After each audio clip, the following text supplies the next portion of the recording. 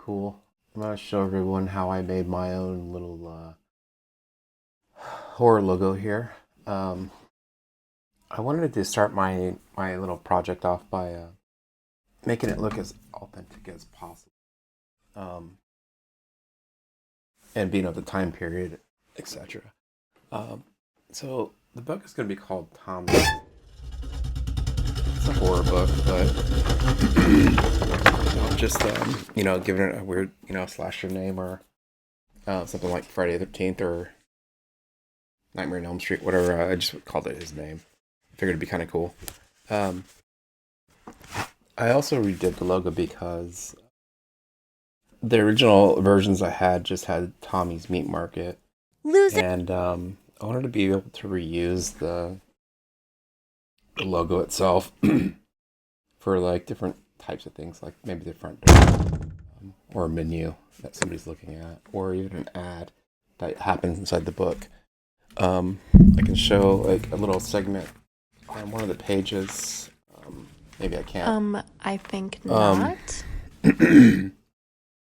but the premise and the idea is like, even though this is like just like a clean, font itself, sans serif, I just wanted to have it where I could maybe take it and bust it up a little bit, um, add some of the real painted feel to it, that type of thing.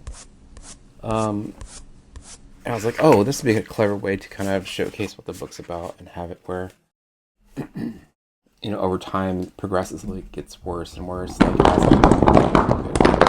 worse, and you start seeing more of what's happening in the scene. So from the videos you can see here, I just went through, um, you know, took Saboteur the Saboteur Comics. logo, Tommy's logo, printed it out in blue lines on bristle board, and inked and painted over it.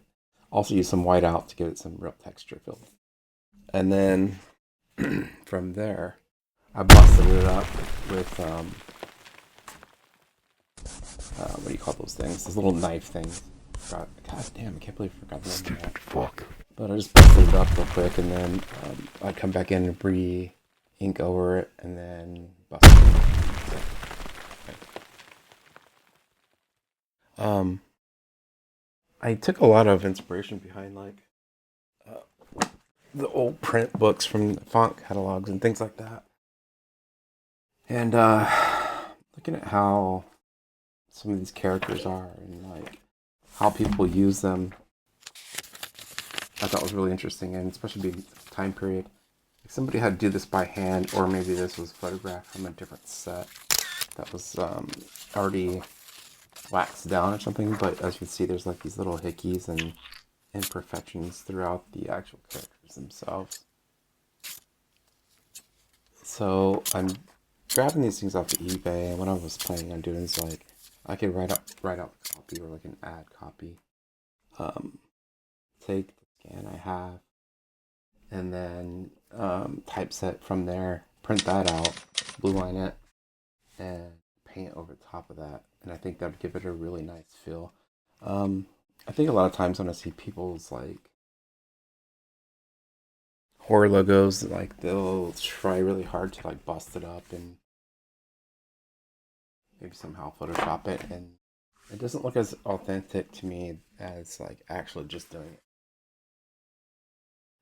And I figure this is probably the best way of creating something that's unique and different versus like trying to recreate this type of feeling throughout the book.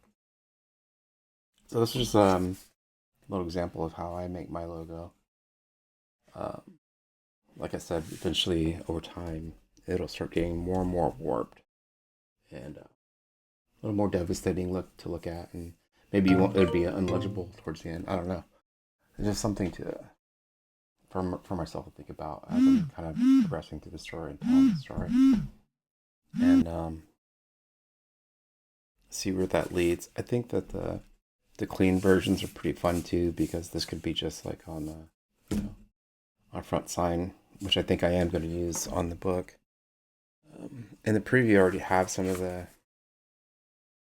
items, but I could actually take it and stick it up inside um, the store sign up here, and that would be really nice to have, even on the front of this thing where it's like the company logo is painted on the actual countertop or the counter wall here.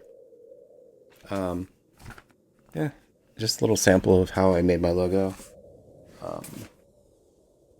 and maybe some inspiration for somebody else that's working on a horror book and wants to try something different.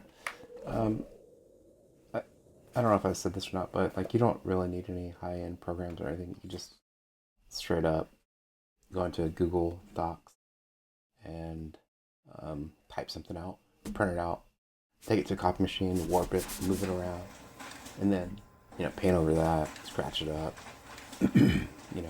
white out on top of that, add splatter, same thing here, actually drop it, make it drop. Main goal is to blow You up can have a lot of and fun. then act like And I you come don't up with know some interesting nobody. different effects.